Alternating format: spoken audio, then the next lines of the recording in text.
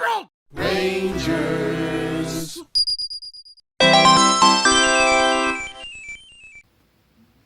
Anyone else have a forgotten IP they just have a soft spot for? Tempo on the 32X. Originally meant to be a Genesis Mega Drive game, it was one of a number of games like Cosmic Carnage or Knuckles' Chaotix that was ordered to be moved to the 32X in order to give it a bigger library.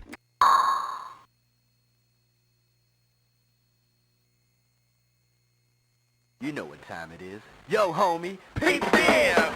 Tempo, check it out, you know, he makes it funky, and he's good to go. Oh, bang!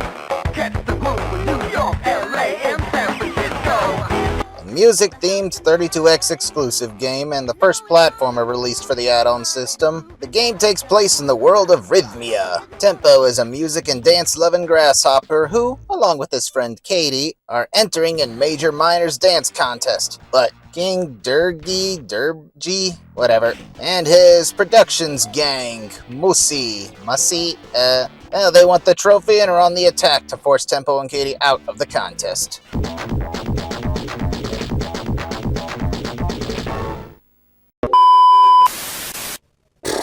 You call those confident dance moves? Nope. Step back, let me show you something.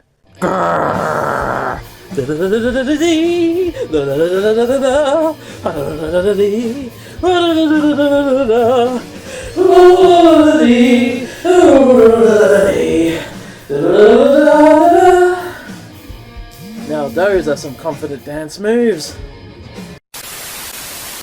Major Minor, who is a dance master with over 15 years of hosting experience, has his show act as the stage select screen. Every stage is called a performance. There's 3 on the first floor, 3 bonus games on the lower floor, 2 more performances on the second floor, and the third floor, which contains the final stage, is unlocked after completing the other 5. You can start with any of the 3 on the first floor. Try to start on the second floor and the audience will laugh at you. Bonus games are rhythm-based and can be played after collecting gold coins from one of the stages. They're used to earn extra points. One of many ways to increase your score. Every stage has its own theme and boss fight. Most of them make use of the 32X's scaling effect. Little backstory on that, the Super Nintendo had a feature called Mode 7, which allowed layers of graphics to rotate and scale. This is all part of a long history of sprite scaling, a practice for creating 3D-like effects with 2D graphics. But that's a story for another time. Sega Genesis had some sprite scaling, but could not do Mode 7. However, the 32X did have a similar effect, and games like Tempo tried to make use of it. Mostly the backgrounds and bosses, as the bosses change size while fighting them. Gameplay-wise, Tempo is a 2D platformer with 3 difficulty settings and a 3-button control scheme. 1 button for kick, jump, and 1 for a projectile attack called a snap attack. The order is customizable. Snap attacks stun enemies with a music note. Double tapping left or right will do a dash. Jumping while dashing will do a spring jump for extra height and momentum. Attacking while sprinting does a slide kick move. Pushing and holding jump while in the air will do a hover, and you can kick off the walls while hovering in order to move upwards through the stage. Ducking and kicking will have Tempo kick behind himself. Defeating enemies in different ways gives different amount of points, the duck kick giving the most. There's also a sound monitor mode. It is basically sound test with extra features, like you can play music at the same time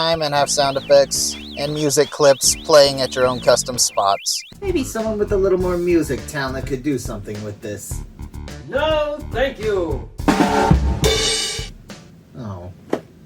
Levels are mostly linear, but encourage exploration, while the objective is just simply to reach the end of the stage, where Major Minor will appear to dust you off before the boss fight. That is a linear progression, but every stage has hidden power-ups and other items within them. Music notes, or power notes, restore health, except for the song notes that cause a chain of notes to appear while playing a melody. Collecting all of them gives bonus points, sometimes a cow. Large notes will give full health, and some points based on the remaining health you had before collecting it. Headphones permanently upgrade max health. Gloves upgrade the snap attack, shooting more projectiles based on the number on the glove, and even homing sometimes. CD players give temporary invincibility, as well as a yodeling background with flying cows. These things that the manual calls LP lets Tempo fly and fire stronger attacks with the snap attack for a short time. And set players double the points earned for a short time. Within every stage, there are dance platforms. Standing on one will cause Tempo to do his dance that will turn all nearby enemies into gold coins and summon Katie as a companion if you didn't already have her. Katie is Tempo's friend and dance partner who acts as a power-up in this game. When around, she can break open paths if you find a Katie platform. She'll do her dance and then smash open a wall, and will attack any enemy stunned with the snap attack,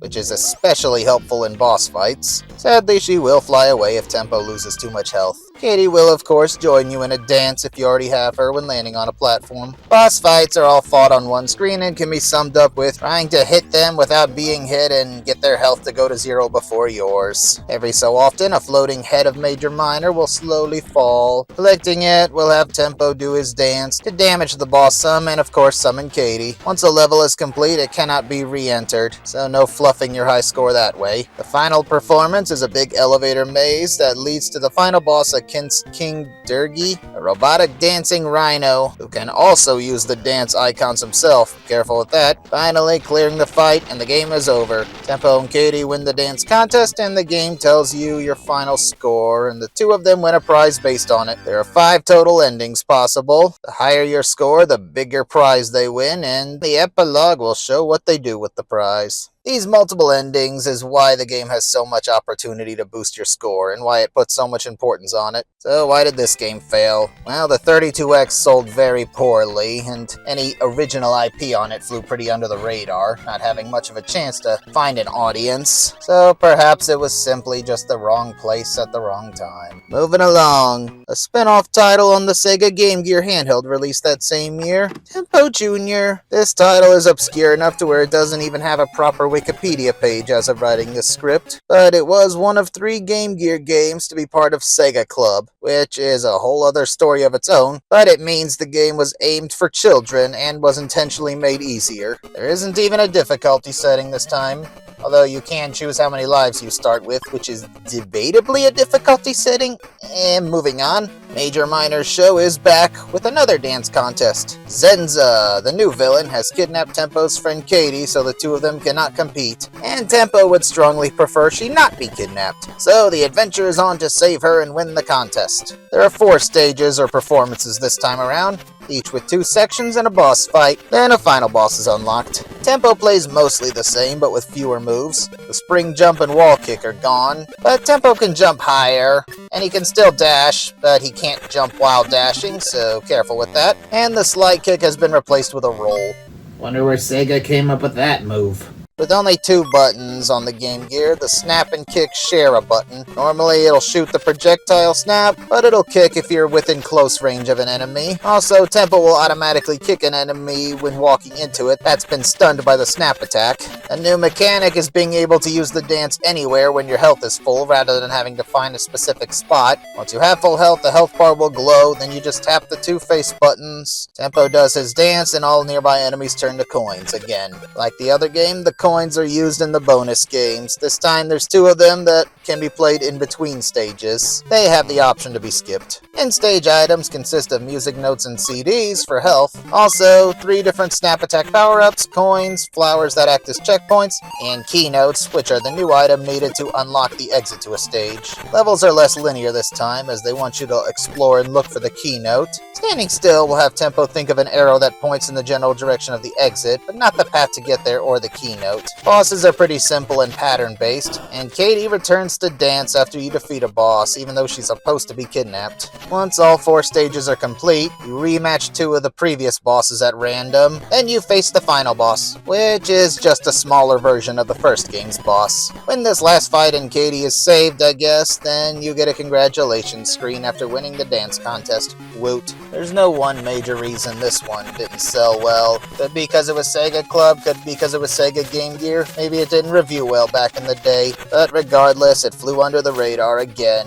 No major audience for Major Minor. 3 years later, in April 1998, Tempo would emerge one last time for the Sega Saturn in Super Tempo. By that point, unlike in Japan, the Saturn had been or was about to be discontinued in America and Europe. This game never left Japan, making it easily the rarest of the 3, and having the lowest chance to find an audience. You know what time it is. Yo, homie, peep this! Tempo, check it out, you know,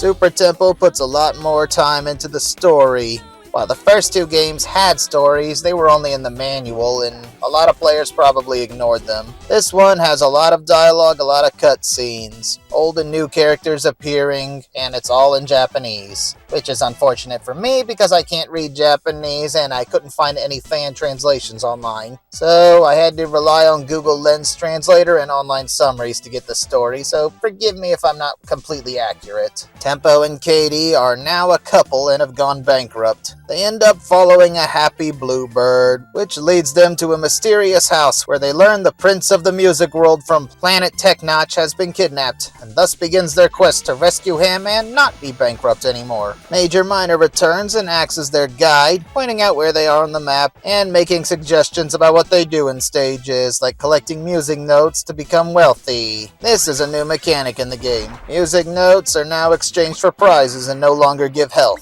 Cookies give health instead. At least I think those are cookies. Notes are just the main way to increase your score now, which, in between stages or in a hidden shop in one of the stages, you can exchange them for a prize that will be used to decorate Tempo and Katie's house. The prize is a selection based on how many points you have when you enter. Every time you go to a shop, you automatically use all your points, so if you want one of the higher end prizes, you gotta save them up. If you want one of the lower end ones, you gotta try to find a shop early. At least that's the idea. The house gets decorated with everything you find. Hidden within levels are these dolls that are also used to decorate your house. The gameplay features a whole new moveset and animations, and more variety than the previous titles. Tempo does not have any of his old tricks. Only 2 buttons are needed, one for the jump and one for his violin that shoots bubbles. The violin lets Tempo float down slowly when in air, and the bubbles turn enemies into bubbles that can be bounced off of for greater heights, or just killed to get another music note. Katie has become playable as well. You switch to her by finding one of these spinning door things. She can fly freely and shoots fire from her weapon, which I think is a hairdryer. Both of them have power-up forms obtained from collecting a cow rope for Tempo or a boxing glove for Katie, which are needed for some of the boss fights, but also just make you invincible and breeze through a small portion of a stage. Within stages, there are these things with wings. Brown ones drop cookies, yellow ones some notes or just a boost up, and blue ones drop power-ups, be it one of the upgrade items or a bubble with an H in it that gives either character a homing projectile. Level objectives differ from stage to stage. Reaching the end of a level could involve, but is not limited to, some platforming, collecting ghosts in a pet cemetery to open a door, scaling a giant robot, becoming a shooter, or having a unicorn pull your clown buggy through space.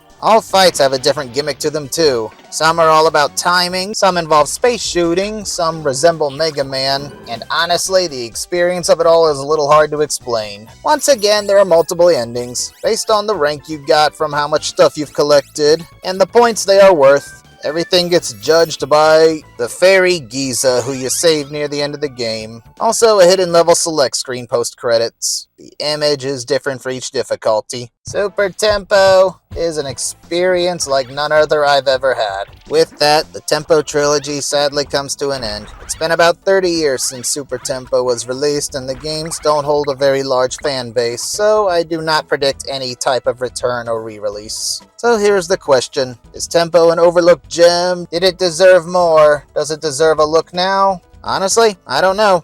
Most reviewers I've seen would say no. They tend not to score these games very high. For me personally, any flaws the games had were outweighed by the charm of it all. But how could I expect anyone to think like me? At the end of the day, video games, like all forms of art and entertainment, are subjective. Nothing appeals to everyone or no one. But the goal of these videos was never to tell anyone what they should play or like, but to share the facts and learn more things along the way. With that in mind, thank you for watching. Until next time, this is Sendu, the Ghost Ranger of EmeraldRangers.com. I'll see you in the next lesson.